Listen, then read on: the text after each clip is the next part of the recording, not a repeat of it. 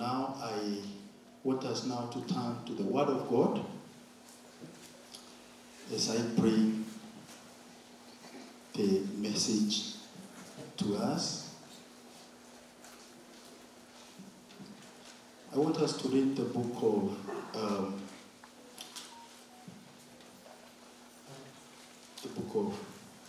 Acts,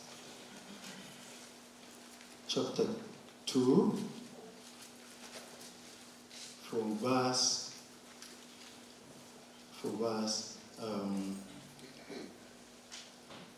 17 to verse 21.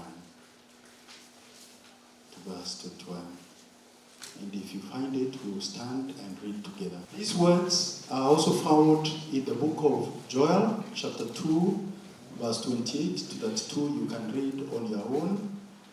But let's read together. Let's go together. 1, 2, go. In the last days, God says, pour out my spirit on all people. The sons and daughters will prophesy. The young men will see visions. The old men will dream dreams. Even on my servants, both men and women, I will pour out the spirit in those days, and they will prophesy. I will show wonders in the heaven above, and signs on the earth below, blood and fire and billows of smoke. The sun will be turned to darkness, and the moon to blood, before the coming of the great and the glorious day of the Lord. And everyone who calls on the name of the Lord will be saved. Amen. Let's pray together. Father, I pray that, Lord, it will please you to speak to us now and to minister to us in Jesus' name. Today I bring to the end, the climax of the series that we've been dealing with for the last 1 month under the theme, the marks of a healthy church. Do you remember that? What did we say? Was it the first mark of a healthy church? On the first Sunday of this month. We said the church was born under the power of the Holy Spirit, isn't it? And then the second Sunday, what did we say? You forgot? Wow. The church, and now the church is founded on apostolic witness. Thank you. And then last Sunday, what did we say? How the church? How the church values people and, as a result, resolves conflict. And today, being the last of this series, I want to say, I will speak something closer to what we dealt with the first Sunday. And I will say how the church lives in victory. How the church lives in victory. And why is that important is that life is full of defeat. As you look around, you find defeat and failure. You see unfinished buildings, that is defeat. You find buildings that have thorns and grass growing, unfinished business. We find failed businesses. We find failed lives, failed marriages. Life is characterized with a lot of failure. And you know it is possible for also a Christian to live in defeat, saved, but then you are living in terrible defeat. Defeat. Always in defeat. Failing in life. And it is important that the church of Jesus Christ and the believers would live in victory.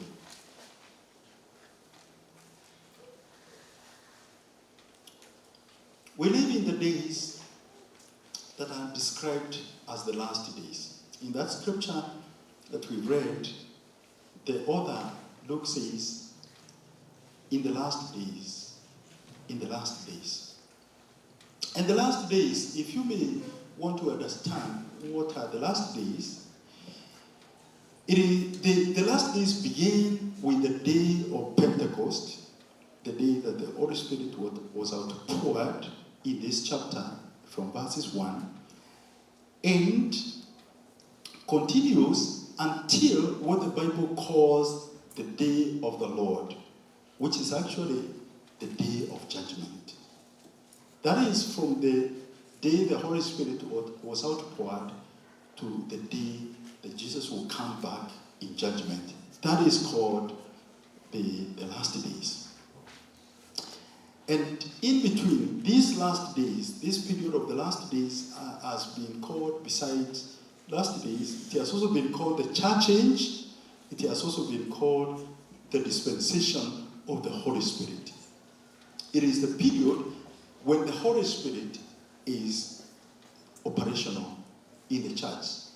Widespread operation. I say that because in the Old Testament, whereas we see the working of the Holy Spirit, and in a big way, right from Genesis, when we hear the earth was formless and the Spirit of the Lord hovered over the waters, we still find the working of the Holy Spirit in the Old Testament. But then, as we read the Old Testament, we see the operation of the Holy Spirit a little bit localized to certain individuals, like the judges, like the kings, like the prophets, some of the priests. For example, we find the Holy Spirit at work in the life of Moses, in the life of Joshua, in the life of the 72 elders and the 2 who were in the camp. We see Elijah being carried by the Spirit. And the Spirit of God is operational, but how it localized.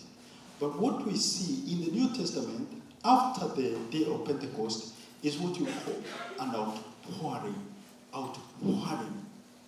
The Holy Spirit is outpoured copiously, largely, frantically, if there is such a word. And what this means to us is that we are lucky and we are blessed to be living in this season. And we cannot afford to live without the Spirit. Because to live without the Holy Spirit is to live in defeat as children of God. You cannot live a Christian life without the help and the power of the Holy Spirit and live in victory.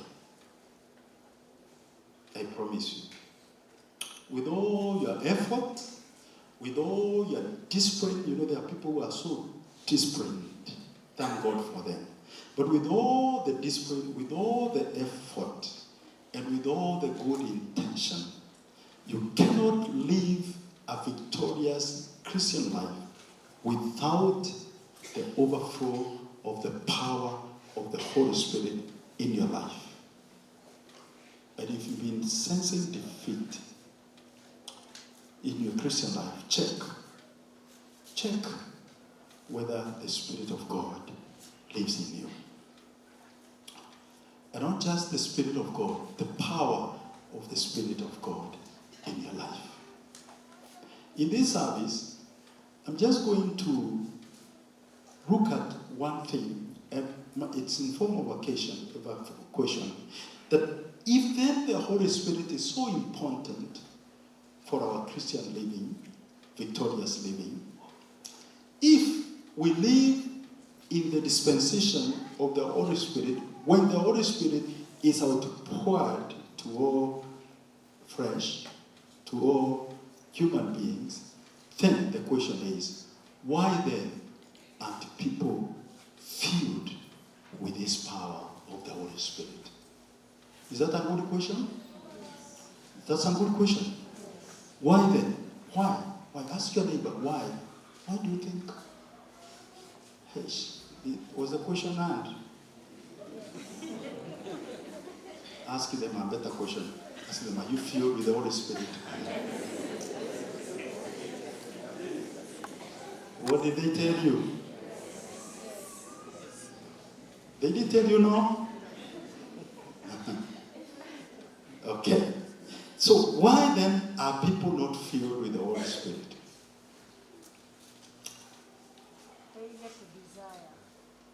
Okay, somebody is preaching my message. I'm coming there. Thank you.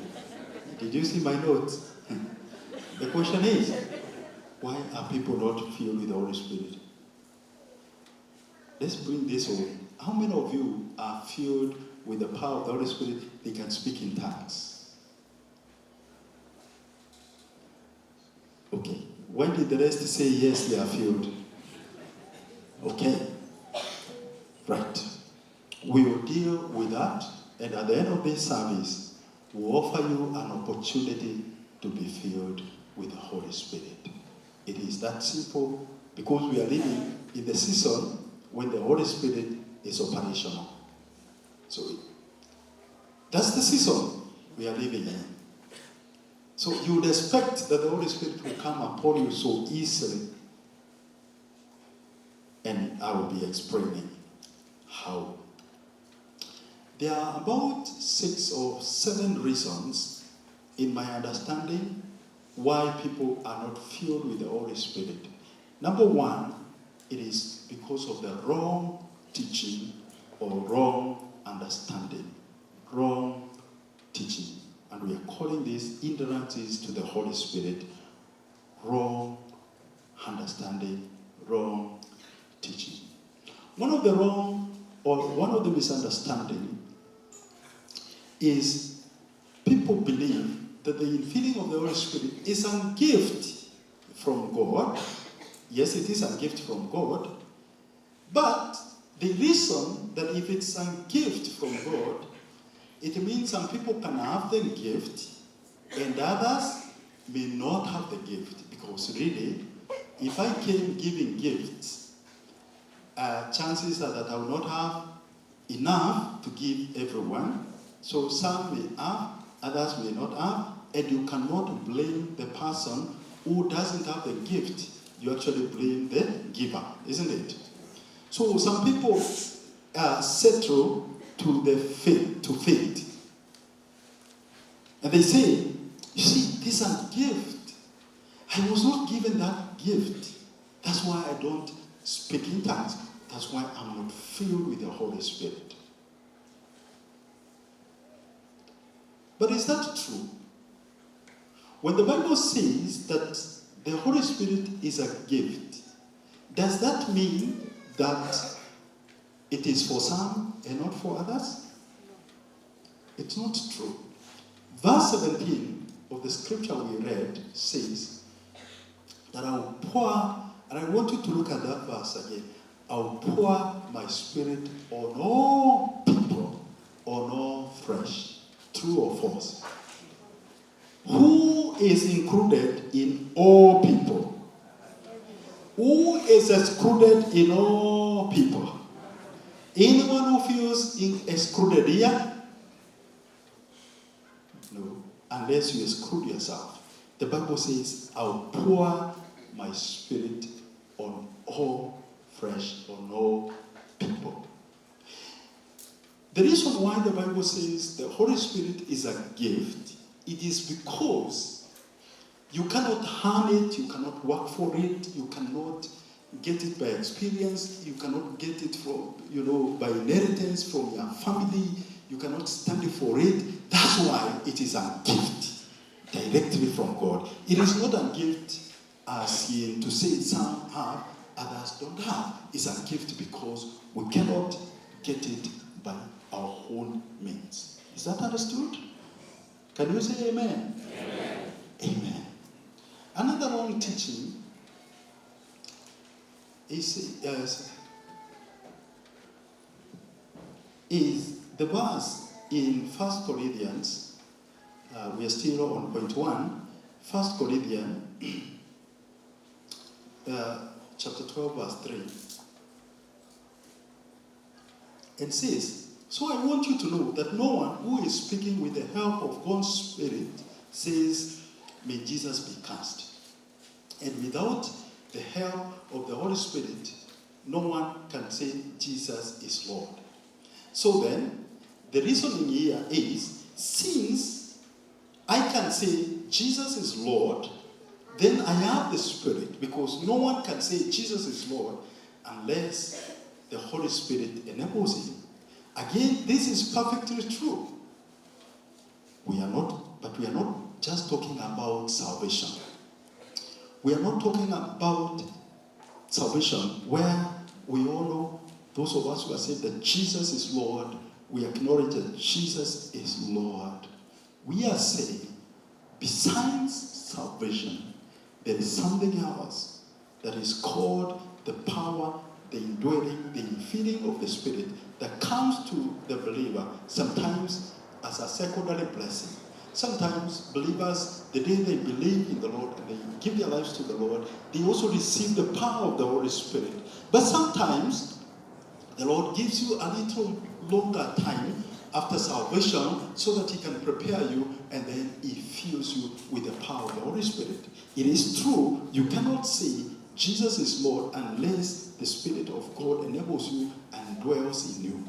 But besides just saying Jesus is Lord, there is another power that the Lord gives you, again through the Holy Spirit, so that you are enabled to live in victory. Christian victorious life. Are we together? Say amen. Amen. The second reason why people are not filled with the Holy Spirit is actually fear. Fear. You know, many equate the Holy Spirit to fanaticism. They don't want to be branded as fanatics. And why do people equate the infilling of the Holy Spirit to fanaticism? It is because every madness in the marketplace, every confusion is attributed to the Holy Spirit. And of course, decent people like you would not want to be associated with that. Do you realize that? Everyone who is jumping around, beating the drum, doing all that kind of gymnastics here, every confusion, it's the Holy Spirit. I doubt whether a lot of that is the Holy Spirit. You agree with me? And so when you associate every confusion and every Bahasaya kind of action and madness to the Holy Spirit, then those of us who want to be decent people walk away from that. I'm here to tell you, not everything that you see on the street can be attributable to the Holy Spirit. No, don't be cheated. When you ask people to come forward, to be prayed for, to receive the Holy Spirit, they are so tense, as though they are about to be injected with a lethal substance. They're so tense. Have you been to the doctor and the doctor even cannot inject you because of the fear? Your muscles are so tense, and the doctor says, please relax. Relax. They can't inject you when you are so tense. Why are you so tense? It's of course because of the fear of the pain. Now the trouble is that when people also are asked to be filled with the Holy Spirit, they get tense. Why? Because they don't want to be injected with that little confusion. They don't want to be filled with a spirit of confusion. So they are so tense. They open one eye and the other one, they look around. They are waiting just as it comes, and then so that they run away. That's a misunderstanding. That's a misunderstanding. I grew up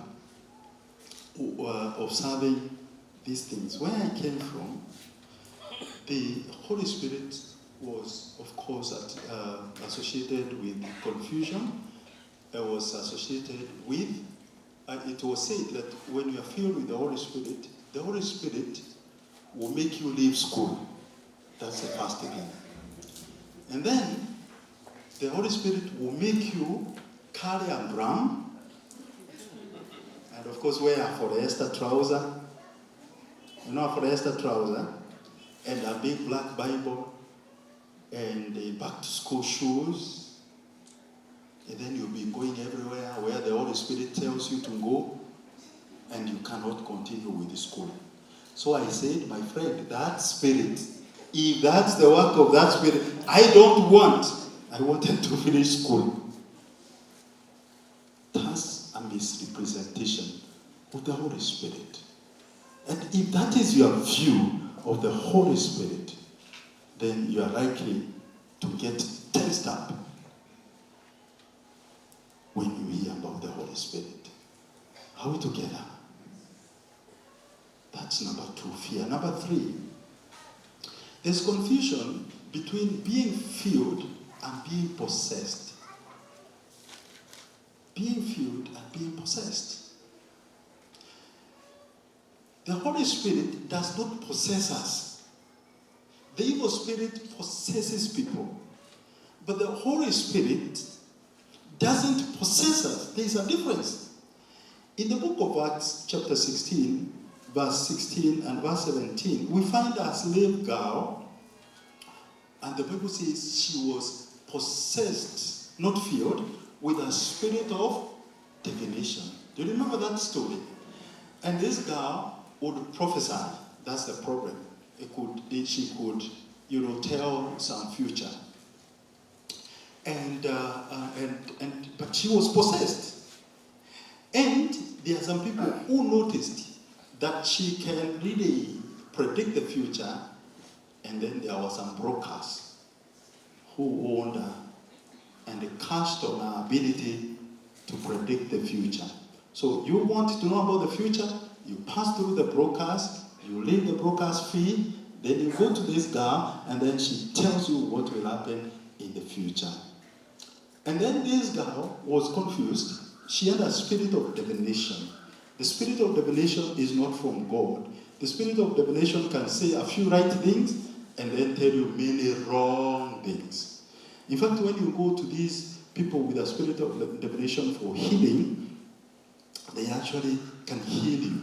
For example, they can heal your headache, but then they transfer it to the leg. You go with a healed headache, but then the leg start aching. Or you want to get a baby, they tell you, sure, you're going to get a baby, but you're going to die after 5 years. Spirit of divination. And this guy would actually say, look, these people, Paul and Silas, they are telling you about God. Listen to them. Actually, you could easily have said that this is an evangelist. She's an evangelist. But she had a spirit of divination.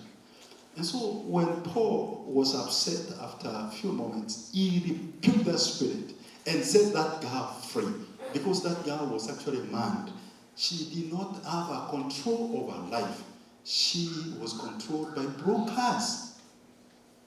She didn't even earn. Anything is the brokers. Have you seen the blind people in town? And I really pity that. It always breaks my heart. Where you see this big boy going with another person, maybe a child or a lady who is blind. You've seen that?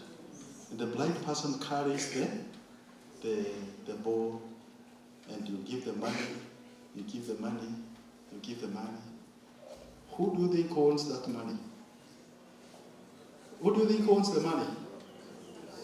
The blind person or this broker? The broker, whoever it is. That person is a slave. They have no say about the money, but they are the reason why money comes, but they have no say about that money. The broker has the say. And this girl was such a captive. She was a slave of this spirit that indwelt her.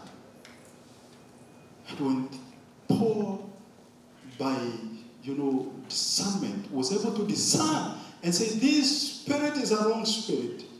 It's not an evangelistic spirit. And rebuked it.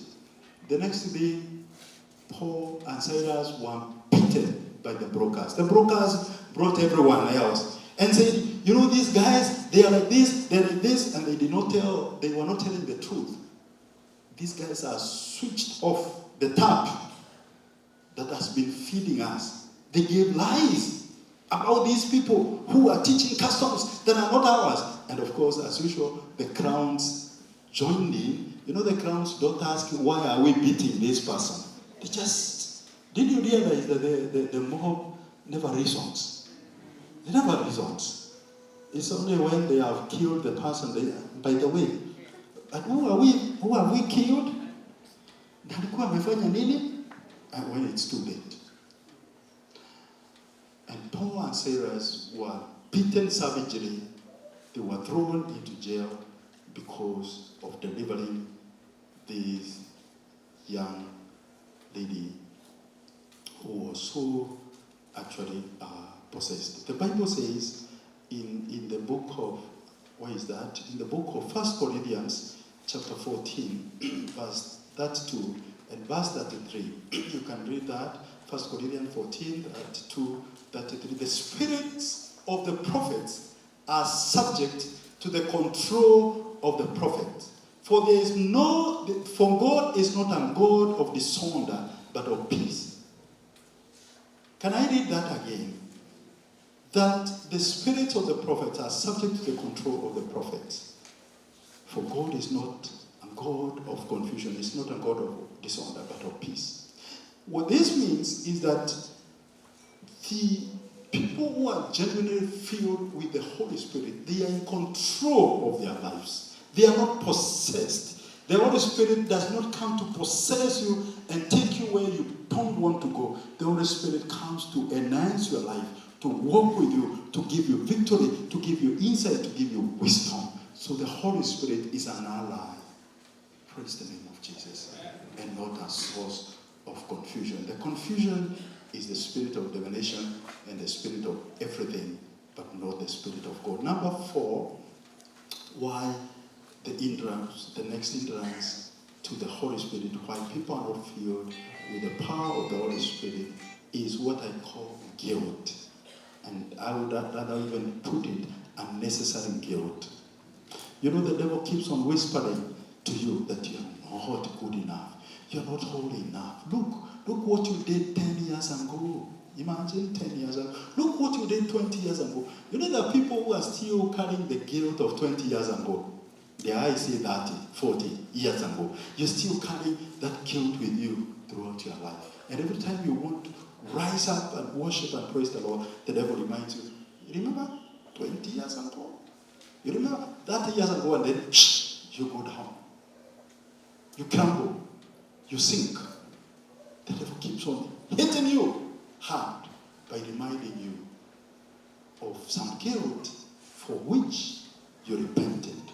The truth is that when we repent, the Bible says in Malachi chapter 7, verse 19, once again, you show concern, you show loving concern for us. Let me read that.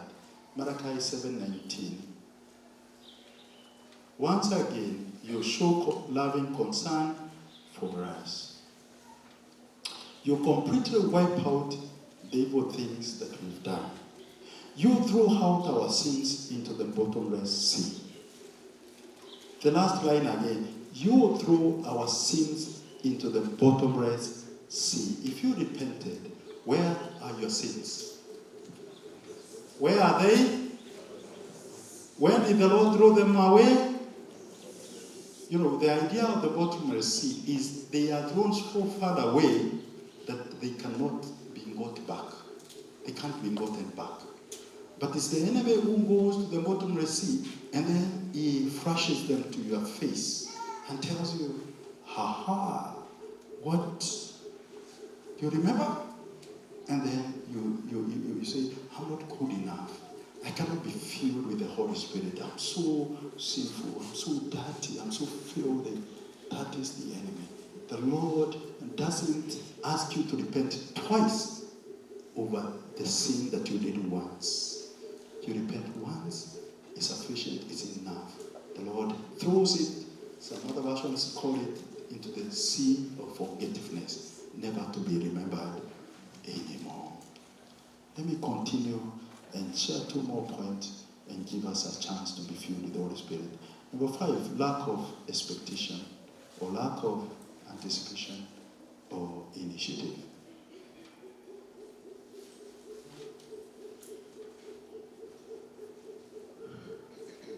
The Word of God reminds us that the disciples studied in the upper room for 10 days. And to be filled, you need to eagerly desire and long for the Holy Spirit. Actually, the way the fish longs for the air when it is removed from water. I'm perfectly aware that no lady can give birth to a child they are not expecting. Does that happen? You get a baby that you are not expecting? No. Not possible. Not possible.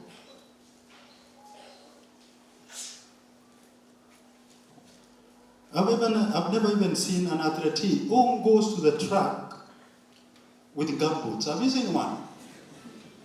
With gumboots and an overall. And he hopes to make the 100 meters dash with gumboots and an overall. No. Sometimes they dress so scantily that you just wonder, oh, please, why are you so scanty? Why? They are light.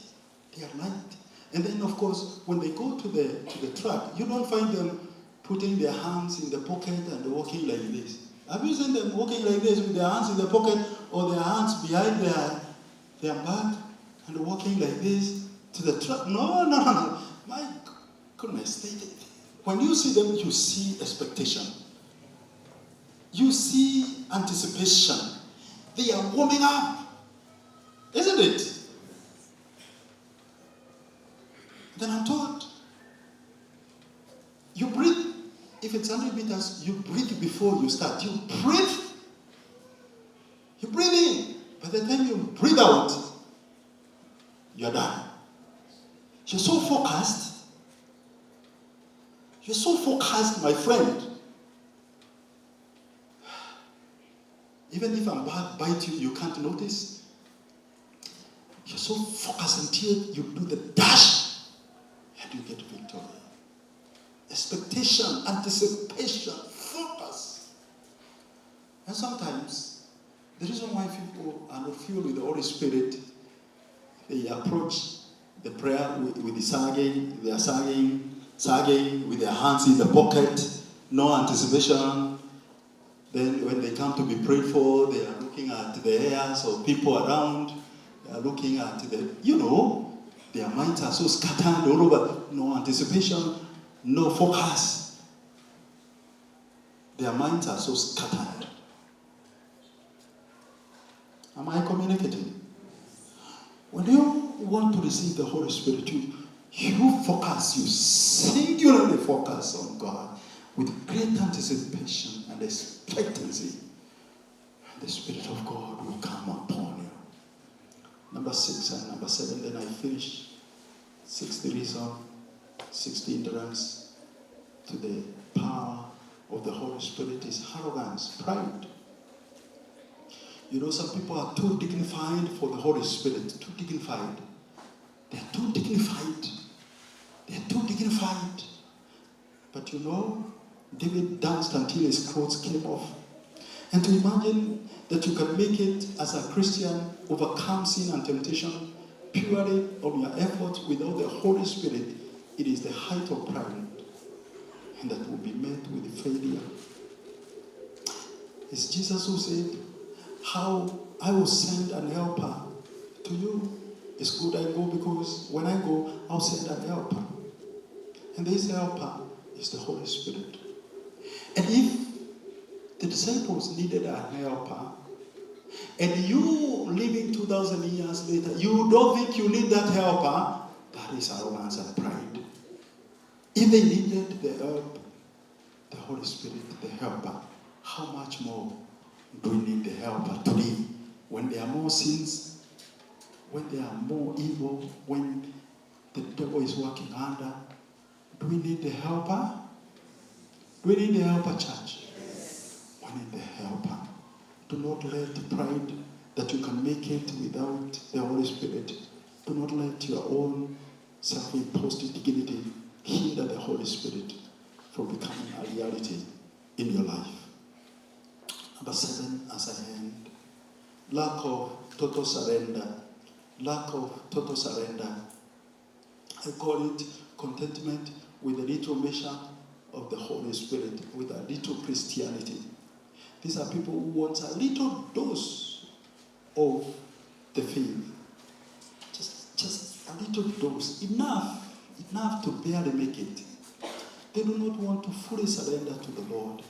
They want to be in control of some aspects of their lives. They don't want to surrender everything to God. But the Lord wants to have the whole of you. Either the Holy Spirit has the whole of you, or he has none of you. Praise the name of Jesus. Late Bonke used to give a beautiful story, if I can recall it, Leonard Bonke. It was about the Holy Spirit. You give this story, you'd say, once there lived a man that had rental houses, 10 of them. And he decided, 10 rooms, he decided that he'll give the Lord 3 of them, on the condition that the Lord would protect him.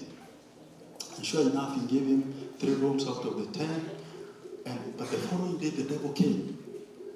And he just saw the devil coming on time to jump out and fight him and chase him, and he pushed him out until the enemy remained. They refused to completely go away. He left one leg on the door, and no matter how much he pushed the devil out, one leg remained inside one of the rooms. And he couldn't get him out. So he went to the Lord and said, look here, I gave you 3 rooms, and in exchange of your protection over me from the devil, and now see. And the Lord said, you gave me 3 rooms. And the man said, okay, I'll give you 5. Protect this property of mine. I'm giving you 2 more, 5. Unfortunately, the devil came again, and again the man saw the devil coming in time, and he pushed him. Again, he got stuck on the door. Part of him was left inside, and part of him was outside. No matter what he could do, he could not get it out. Again, he went to the Lord. The Lord said, you know, you gave me 5. On and on, eventually, the man, out of frustration, said, take all of it. And the following day, when the devil came, the devil never met the man. The devil met the Lord. The devil met the Lord. What am I saying? Is your life fully surrendered to the Lord? Or are there rooms in your life? Are there pockets and areas in your life that you say, these are mine? I love this. I don't want that Christianity to dictate everything in my life. This is mine. No one will stop me from this one. I can't surrender this and that. For the Holy Spirit to come upon your life, there may be a total surrender. Let me come back to that scripture that we read. I finish. The Bible says that in the last days I'll pour out my Spirit, and your sons will prophesy, the old men will see dreams. I'll pour my Spirit all fresh. When I think about that scripture, there's only one thing that comes to my mind. The Holy Spirit comes to give us victorious life. When do you need a vision? When do you need a dream? It is so that you have a vision for your life, so that you have a vision of victory of what the Lord wants to do. I believe that scripture singles out the way to live victoriously, with the Spirit of God operational in your life. Praise the name of Jesus. You want to succeed in business, you want to succeed in marriage, you want to succeed in career, you want to succeed in education. What you need more than everything else that you have, is the presence and the power of the Holy Spirit in your life. This Christian life can be defeatist. It can be difficult. Your whole life can be difficult. You make 1,001 mistakes. But when the Spirit of God lives in you, He guides you. He gives you victory. Amen. Amen. Do you see visions, young people? Do you see visions of your life? Do you have a vision of your life? Old people, do you dream? Or you dream? What's the difference between visions and dreams? Which is bigger? Which is more superior? The vision or a dream? Let me hear a vision. Why? Why? When do you think the vision is more superior? It's not true. I'll tell you the difference. I'll tell you why the old people dream dreams. The dreams are too complicated for the young. And that's why the young see visions. The old men dream. They are too complicated. But they are all mean the same thing. It's a vision of the Lord leading your life to victory. Praise the name of Jesus.